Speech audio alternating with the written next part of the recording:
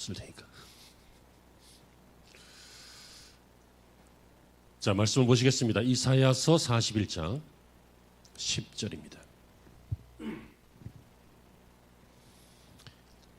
이사야 41장 10절 한 절 말씀입니다. 우리 성경을 보시면서 한 음성으로 다 같이 합독하시겠습니다. 다 같이요. 두려워하지 말라. 내가 너와 함께함이라. 놀라지 말라. 나는 내 하나님이 됨이라. 내가 너를 굳세게 하리라. 참으로 너를 도와주리라. 참으로 나의 의로운 오른손으로 너를 붙들리라. 아멘. 사랑하는 성도 여러분, 먼저 인사하시겠습니다. 좌우 옆뒤로 앞뒤로. 온라인 예배는 우리 가족들 서로 이렇게 합니다. 당신은 축복의 원년의 주인공입니다. 시작. 당신은 축복의 원년의 주인공입니다.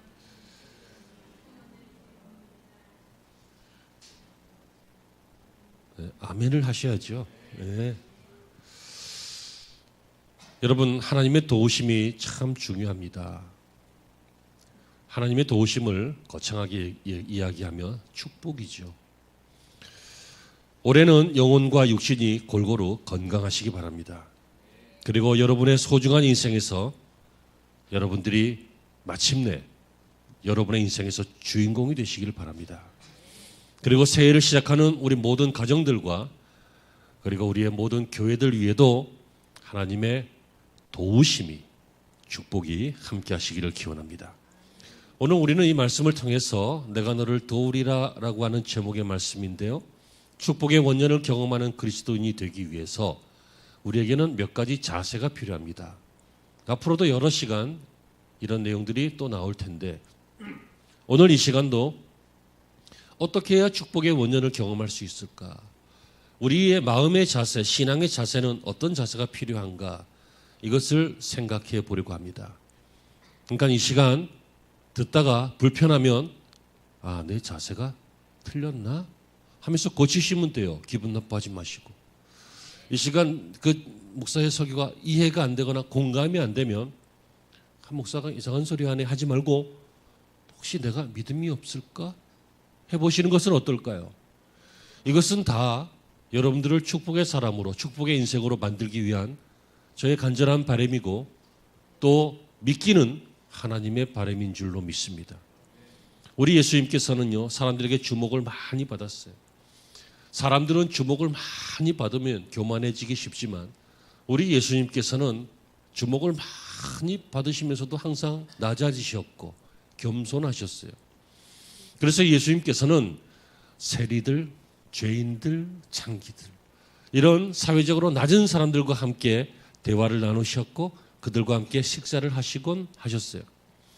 누가복음 5장에 보면 당시에 그 세리 레위라고 하는 사람의 집에서 음식을 나누고 있는데 당시에 바리새인들이 서기관들이 주님을 막 비난합니다. 세리는 세무공무원인데 당시에는 자기 동족 민족에게 이 세금을 걷어서 로마에 바치니까 매국노라는 인식이 있었어요.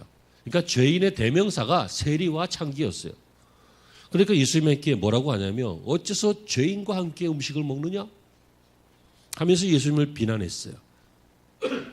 자, 이 말씀을 하기 위해서 제가 이 성경 내용을 꺼낸 겁니다. 그때 예수님의 대답이 무엇입니까?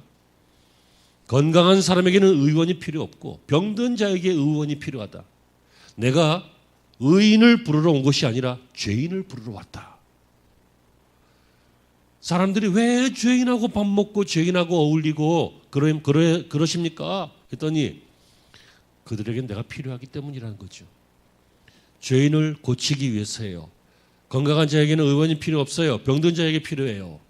영혼의 의원 되시는 우리 예수님은 우리의 죄를 고치시기 위해서 오셨어요.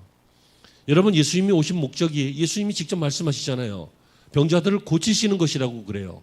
의인을 부르는 것이 아니라 죄인을 부르시기 위해서 오셨다고 해요.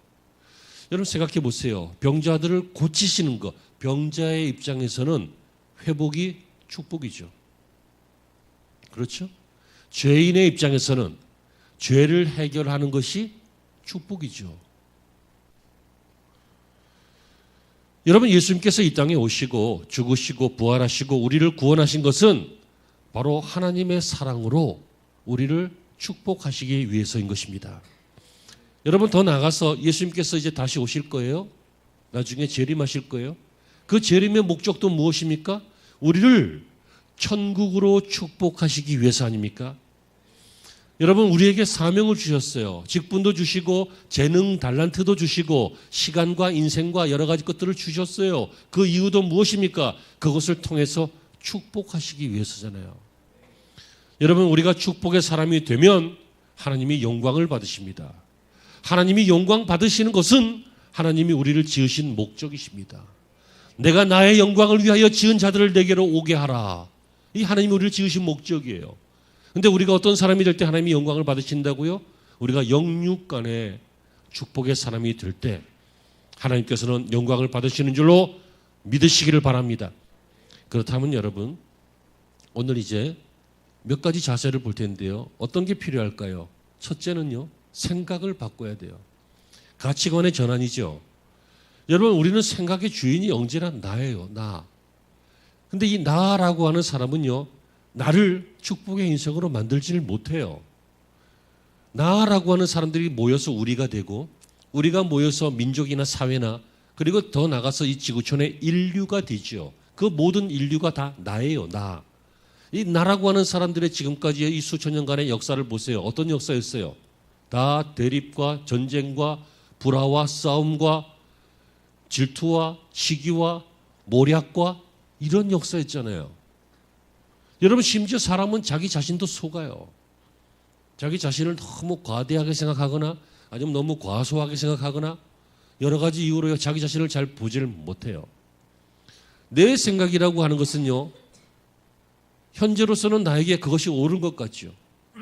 하지만 살아보세요. 조금 커보니까, 조금 어린아이일 때는 그런 생각이었지만 좀 커보니까 애 때 생각이 유치하지. 또 어른이 되어보니까 젊을 때 생각이 미숙하죠. 그리고 뭐 어른이라도 30, 40대보다는 인생을 좀 살아보신 분들 보면, 야, 내가 그때 이렇게 했었으면 정말 좋았을 텐데 라고 하는 지혜가 다르죠. 우리의 생각이 이렇게 변하잖아요. 바뀌잖아요. 그럼 무엇을 말해요? 우리의 생각이 불완전하다 라고 하는 것을 말해요. 그러니까 축복의 사람이 되기 위해서는 정말 중요한 것인데요, 이 시간 채널 돌리려고 하지 말고 그냥 끝까지 보고 있으란 말이에요. 여러분들도 지금 집중하란 말이에요. 좀 제발 내 눈을 봐요. 내 눈을. 밑에 성경은 평상시도 안 보는 거 왜 교회만 오면 성경을 봐? 교회만 오면 성경을 뒤지는 사람이 있어요. 보지 마. 설교 시간에는 목사의 눈을 봐요. 그리고 목사에게 느껴지는 어떤 영감, 이런 것을 서로 이렇게 영적으로 함께 나누는 시간이 되었으면 좋겠습니다. 이 나라고 하는 생각이요, 조금 아까 중요한 얘기를 했단 말이에요. 뭐예요? 불완전하다는 거예요. 불완전. 내가 나를 행복하게 할 줄 알았는데 나를 함정으로 빠뜨리고, 내가 내 계획이 좋은 줄 알았는데 망하는 길로 가고, 내가 나의 인간성이나 나의 성품이나 이 정도면 훌륭한 줄 알았는데 알고 보니 쓰레기고. 그렇잖아요. 저도 가끔 그런 걸 느껴요. 운전만 하면 목사가 아니야. 아니, 운전만 하면이 아니라 운전하다가 누가 확 해코지를 하면 그때부터는 목사가 아니라 한 마리 야수가 돼요. 죄송합니다. 거의 옛날보다는 좀 많이 줄었고요. 이제 앞으로 없어질 줄로 압니다. 화가 많이 나요. 화가 많이 나는 거예요. 그게 나예요. 그게 우리예요. 자, 우리가 축복의 사람이 되기 위해서 중요한 것은요, 생각을 바꾸는 거라고 말씀드립니다. 가치관의 전환이에요. 무슨 말이냐면 내 생각을 내려놓고 하나님의 생각을 자꾸 들어야 한다는 거예요. 그래야 축복의 사람이 돼요. 하나님의 생각을 자꾸 들어야 내 생각이 바뀌고 내 가치관이 바뀌어요. 지금 나의 가치관은 뭐예요? 물질이잖아요. 나의 가치관은 뭐예요? 명예잖아요. 나의 가치관은 뭐예요? 이 세상에서 잘 되는 거잖아요. 즉 나의 가치관은 내가 잘 되는 거잖아요. 근데 하나님의 가치관은 하나님이 영광을 받으시고 우리도 잘 되는 거예요. 우리만 잘 되는 게 아니에요. 우선순위를 정리해야 된다는 거죠. 집에 불이 났어요. 우선순위가 뭐예요? 1번 시험 공부, 2번 주말 연속고, 3번 불 끄는 거. 이걸 모르면 바보 천치잖아요. 여러분 인생에서 가장 중요한 가치관이 뭐예요? 영혼이 잘 되는 거예요. 구원받는 것이고 영혼이 잘됨 같이 범사가 잘 되고 강건하기를 축복한 거지 영혼은 뒷전 쳐놓고 모든 게 잘 되라고 하지 않았잖아요. 그러므로 여러분 첫 번째 여러분들이 공감해 주시기를 간절히 소망합니다. 아, 내 생각이 바뀌어야 내 가치관이 바뀌어야 내가 축복의 사람이 되는구나.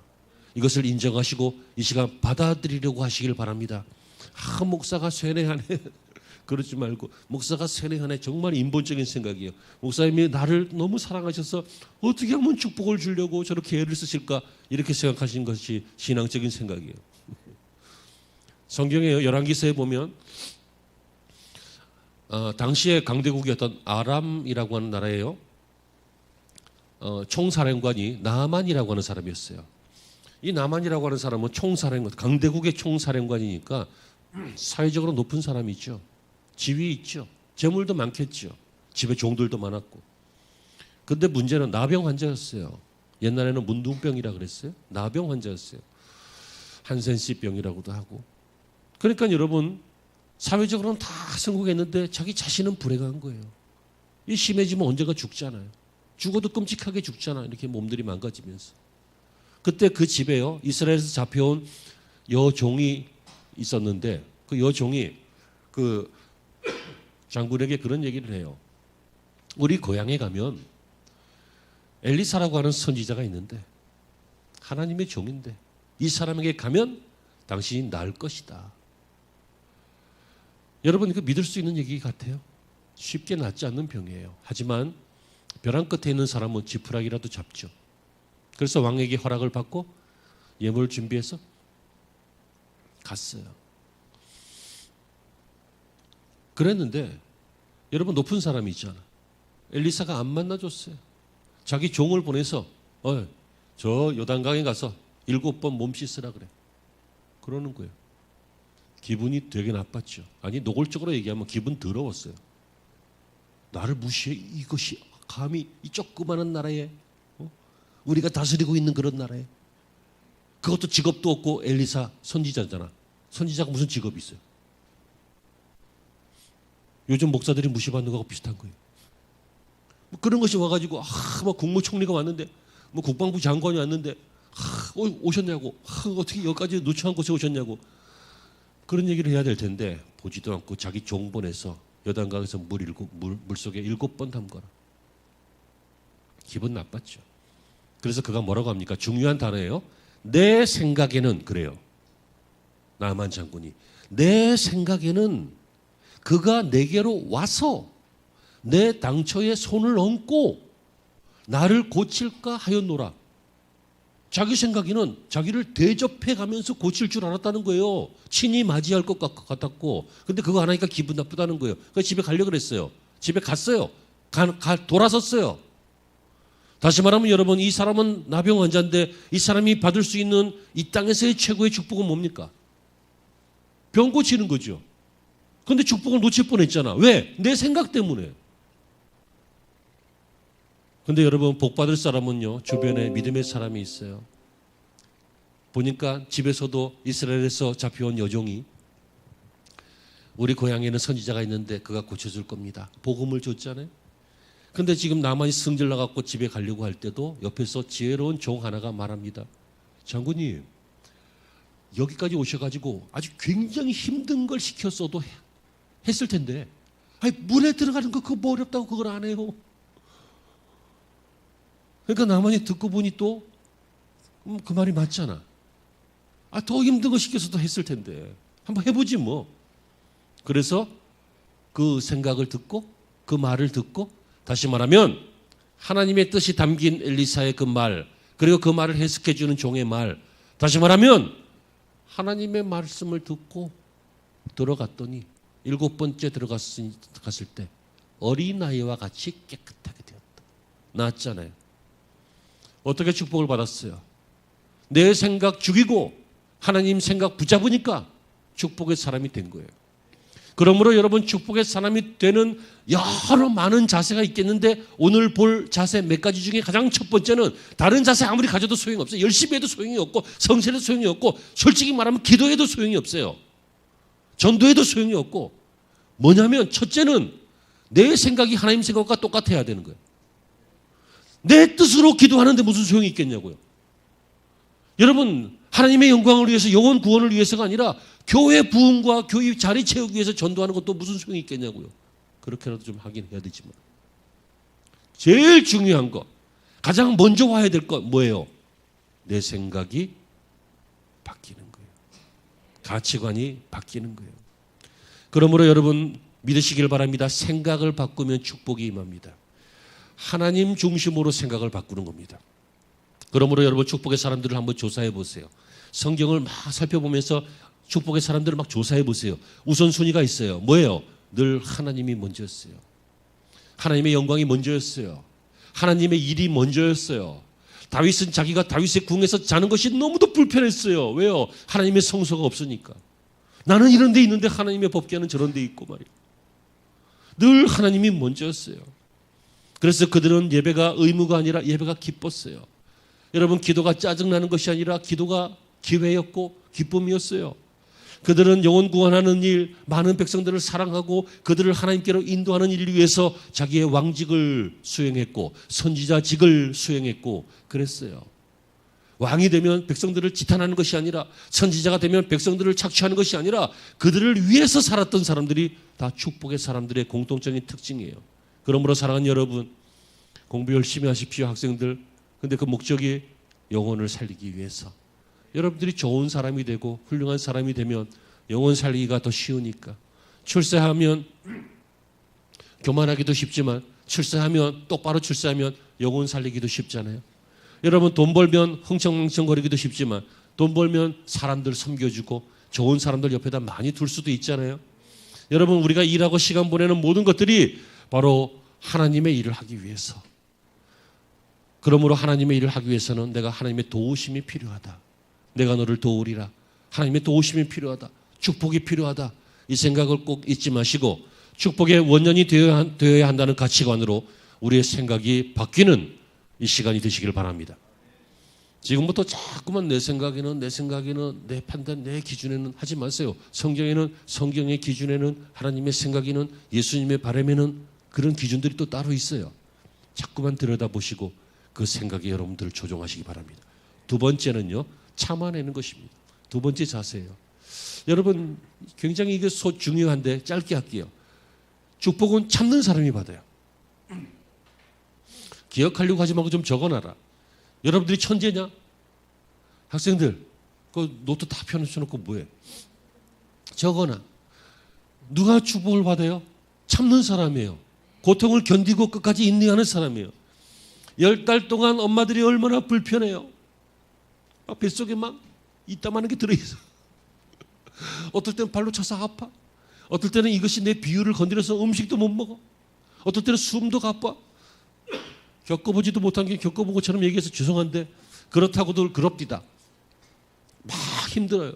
하지만 그 고통을 다 이겨내고 또 막판에 산고의 고통까지 이겨내고 한 생명이라고 하는 축복이 나오는 것처럼 여러분 정말 귀중한 축복이 왜 고통이 없겠습니까? 고통이 없이 거저오는 축복은요. 명심하세요. 저주예요. 그것은 위장한 거예요. 우리를 속이는 것이에요. 그러므로 여러분 가정이 축복의 가정이 되기 위해서도 고통이 필요하고 참는 게 필요해요. 죄송한 얘기인데 주로 아내가 참아야 돼요. 아내들이. 남자들은 잘 못 참아. 애들 같기도 하고 좀 그런 것도 있고. 왜 그런지 아세요? 이거는 성경적인 거 아니니까 따지지 말아요. 듣고 잊어먹어요. 에덴 동산에서 하와를 만들 때 하나님이 아담에게서 갈비뼈 하나를 뺐잖아요. 빼가지고 그걸로 하와를 만들었잖아요. 그때부터 남자는 모자란 사람이에요. 모자르잖아요, 이제는. 그냥 웃자고 한 소리인데 또 진심도 담겨 있어요. 여러분 어떤 집은요 아내가 아내 그래서 아내래요. 그런데 어떤 집은 아내가 안에 있는 해라서 안해래요. 여러분은 아내입니까? 반짝반짝 빛나는 해입니까? 아내가 웃으면 행복해져요. 물론 웃고 싶지 않을 때 있겠죠. 하지만 최대한 웃으세요. 참으세요. 고통을 인내하세요. 그러면 그 가정이, 아이가, 남편이, 가문이 행복해지는 것입니다.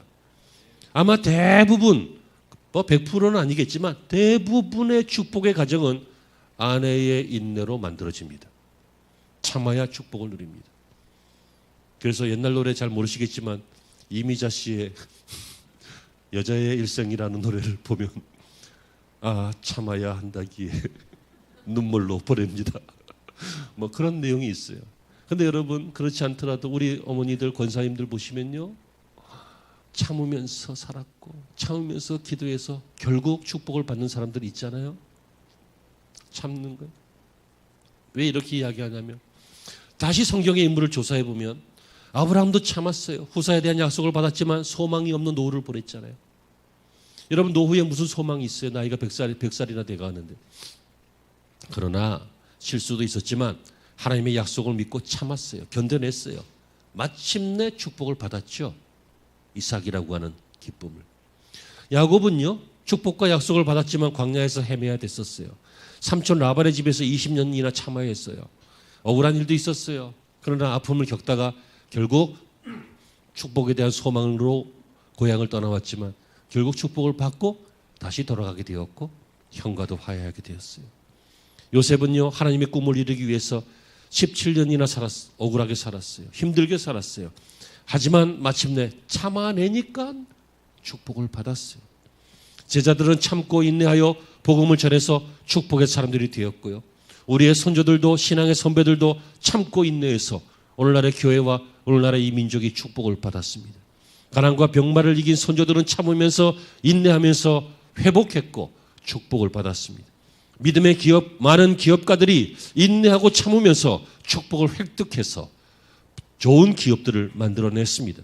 믿음의 위인들이 한결같은 인내로 다 축복을 받았습니다. 어떻게 축복을 받는다고요? 첫 번째는 가치관이 생각이 바뀌어야 되는데 두 번째는 이룰 때까지 참아내는 것입니다. 견뎌내는 것이고 인내하는 것입니다. 아멘이 되시기를 바랍니다. 축복을 받을만 하면 집에 가고 축복을 받을만 하면 성질 내고 축복을 받을만 하면 기도를 끝내고 하는 것이 아니라 축복을 받을 때까지 견뎌내는 것입니다. 문고리만 잡으면 되는데 이제 저 문은 열리지 않는가 보다. 저 축복의 문은 내 문이 아닌가 보다. 다 와서 문고리만 잡으면 되는데 잡기만 하면 열릴 텐데 그것을 못하고 돌아갈 많은 사람들. 명심하십시오. 밤이 깊을수록 새벽이 가까운 곳입니다. 세 번째 자세를 볼게요. 세 번째 자세는요, 용기입니다. 용기. 학생들은 적으라니까. 용기예요. 다시 말하면 모험과 도전을 두려워하지 않는 거예요. 두려워하지 않는 거예요. 여러분 축복은 용기가 없으면 누릴 수 없습니다.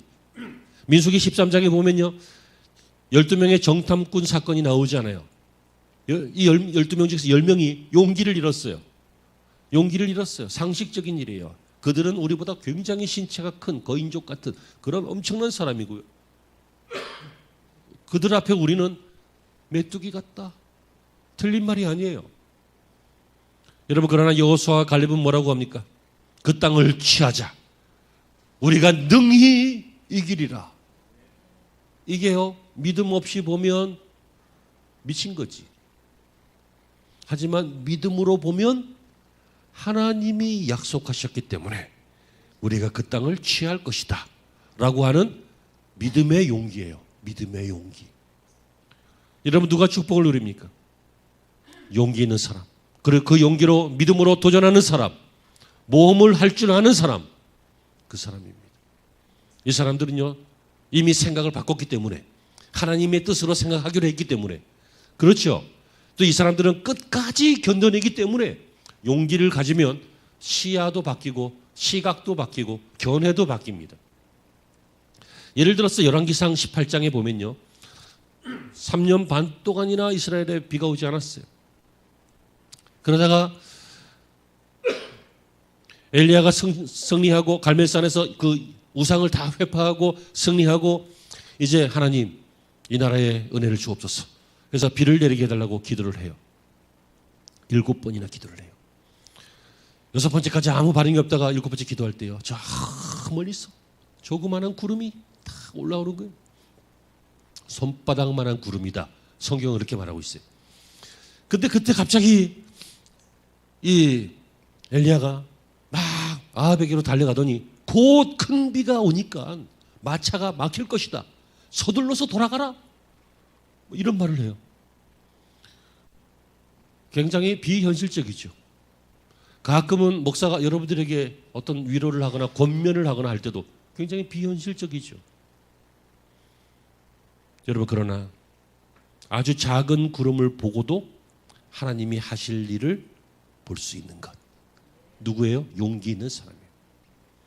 징조를 보면 결과를 예측할 수 있는 사람. 용기 있는 사람이에요. 내가 어렵고 힘들고 그러지만 또 이 길이 합리적이지 않은 것 같고 비이성적인 것 같지만 믿음의 길이 틀림없다 하고 그 길을 걸어가고 있는 이 사람은 용기 있는 사람인데, 이 사람은 결국 뭘 본다고요? 훗날에 있게 될 축복을 본다고요. 그러므로 이 축복은 감추어진 것이에요. 이 축복은 지나가다가 발견하는 것이 아니라, 줍는 것이 아니라 감추어졌기 때문에 해치는 거예요. 이 해치는 것이 어드벤처예요. 이게 모험이라고요. 이 모험은 그런데 용기가 없으면 못하잖아요. 무섭잖아요. 하다못해 그냥 가짜인 거 뻔한 모험의 동굴 이런 데 들어가도, 놀이동산에 있는, 무섭잖아. 그치? 용기 있으면 안 무섭잖아. 뱅글뱅글 도는 열차 그거 못하지? 타? 못 타? 그 용기가 없는 거야. 근데 그 안전바를 믿는 거야. 안전바는 나의 주님이시오 하고 믿는 거야. 그러면 무서워도 결국 탈 수 있어요. 한 번 타본 사람은 또 탈 수 있어요. 한 번 축복을 맛본 사람은요, 계속 맛볼 수 있어요. 그걸 아니까. 근데 한 번도 축복을 맛보지도 못한 것들이 말들만 많아가지고, 그게 목사님이 직장생활을 안 해봐서 모른다더니, 현실을 모른다더니, 기도하고 예배만 드리니까 모르죠 그런다더니, 목사가 목사 같은 소리 한다더니 이러는 사람들이 우리 교회는 없었지만 오늘날에 얼마나 많이 있냐고요. 여러분, 우리는 겁과 포기가 너무 많아요. 그래놓고 나는 신중해 이렇게 생각해요. 우리는 계산과 생각이 너무 많아요. 그래놓고 나는 똑똑해 이렇게 생각해요. 우리는 바쁘고 일이 너무 많아요. 나는 열심히 살아 이렇게 생각해요. 그런데 정작 우리는 이렇게 겁과 포기가 많고 세상 일에 매여서 계산하다가 축복을 다 놓치고 있는 거예요. 오늘 본문이 약속하고 있습니다. 뭐라고요? 두려워하지 말라, 내가 너와 함께함이라. 놀라지 말라, 나는 내 하나님이 됨이라. 무슨 얘기예요? 용기를 내라는 거예요. 힘을 내라는 거예요. 근거 없는 용기가 아니라 하나님이 내가 너와 함께하리라, 내가 너를 도우리라, 이렇게 약속하셨으니까 용기를 내라는 거죠. 여러분, 지나가는 거지 같은 사람이요, 집사님 보면서 어이 젊은이, 애가 셋이지만 좀비같이 생겼잖아. 어이 젊은이, 새해 잘 될 거야, 내가 도와줄게. 그러면 그건 믿어져요? 거지가 네 앞가름이나 해라 그러지. 근데 대통령이나 기업의 회장이나 다 부르더니 올해 무슨 사업 하나 하십시오, 내가 지원하겠습니다. 그거 믿어지잖아요. 근데 왜 하나님은 안 믿어지냐고요. 우리의 이 계산이 제대로 된 계산이 아니었던 거죠. 우리의 이 겁먹는 게 제대로 겁먹은 게 아니라 헛것에 겁을 먹은 것이었죠. 사랑하는 성도 여러분, 세상 일에만 바쁘지 말고 하나님의 일을 시도하십시오. 신앙의 일을 시도하십시오. 겁먹지 말고 용기를 내서 실행해 보십시오. 머리로 생각하지 말고 믿음으로 생각하십시오. 내가 반드시 축복의 원년이 되어야 된다 라고 하는 마음을 가지고 움직여 보시기를 바랍니다. 해보십시오. 도전해 보십시오. 정주영 회장님도 그랬다고 그러잖아요. 해봤어? 해보고 얘기하십시오. 성경 읽기 해보십시오. 찬양과 예배 해보십시오. 선행과 구제, 기도와 전도, 선교와 봉사 한번 해보십시오. 주님의 일을 해보고 축복에 도전해보고 그 축복을 누리시기를 바랍니다. 마지막으로 지금까지 설명한 이 세 가지를 다 믿으십시오. 믿음의 사람이 축복을 누립니다. 내가 너를 굳세게 하리라. 믿습니까? 참으로 내가 너를 도와주리라. 믿습니까? 참으로 나의 의로운 오른손으로 너를 붙들리라. 믿습니까? 누가요? 하나님이 뭘요? 도와주신다고요. 어떻게? 의로운 오른손으로. 하나님의 의로운 오른손보다 강력한 것이 어디 있습니까? 도와주신다고 약속했습니다. 그러므로 믿으라는 것입니다. 근데 우리는 또 겁먹고 또 현실 보고 또 생각하고 또 계산하고 또 바쁘고 그래서 또 이 축복을 잊어버리기 쉽죠. 여러분, 기독교는 믿음의 종교입니다. 예수님께서도 기적을 행하실 때마다 믿음대로 될지어다. 내 믿음이 크도다. 이렇게 믿음을 강조하셨습니다. 어떤 환자에게는 따라 내 믿음이 너를 구원하였다. 내 믿음대로 되리라. 이렇게 믿을 때에 기적이 내 것이 되는 것입니다. 요한일서 5장 4절에 하나님께서로 나온 자마다 세상을 이기느니라. 세상을 이김은 이것이니 우리의 믿음이라. 그러므로 믿음이 축복을 가져온다는 것입니다. 어떤 믿음이요? 생각을 고쳐야 된다는 믿음. 어떤 믿음이요? 도전하고 또 용기를 잃지 않는 그러한 믿음이요. 어떤 믿음이요? 끝날까지 참아내는 믿음. 아내의 믿음, 엄마의 믿음, 이런 믿음이 우리에게 필요한 것이죠. 사랑하는 성도 여러분, 말씀이 끝났습니다. 이 한 주간 동안 이 말씀 외우시기를 바랍니다. 우리 학생들은 아까 외운 것 같아요. 이사야 41장 10절. 이 말씀 우리 마음판에 콕 새겨서 막 문신처럼 가슴에다가 탁 새겨서 올 한 해 내내 기억하시면서 이 약속이 있는 약속을 받았으니 이 약속대로 축복의 원년이 될 줄로 믿고 살아가는 한 해가 되시기를 주의 이름으로 축복합니다. 기도하시겠습니다. 하나님은 우리에게 복을 주시기를 원하시고 동시에 축복의 주인공이 될 수 있는 자세도 요구하시는 줄로 압니다. 우리가 축복만 기대하는 것이 아니라 축복을 결심하게 하시고 소망하게 하시고 다짐하게 하여 주옵소서. 그리고 부딪히고 애쓰고 몸부림치게 하여 주시옵소서. 마침내 축복의 원년을 사는 주인공들이 다 되어서 저희들의 인생과 가문이 복되며 자손과 다음 세대가 복되며 나아가 이 교회와 더 나아가 민족이 복되게 하여 주옵소서. 예수님의 이름으로 기도합니다.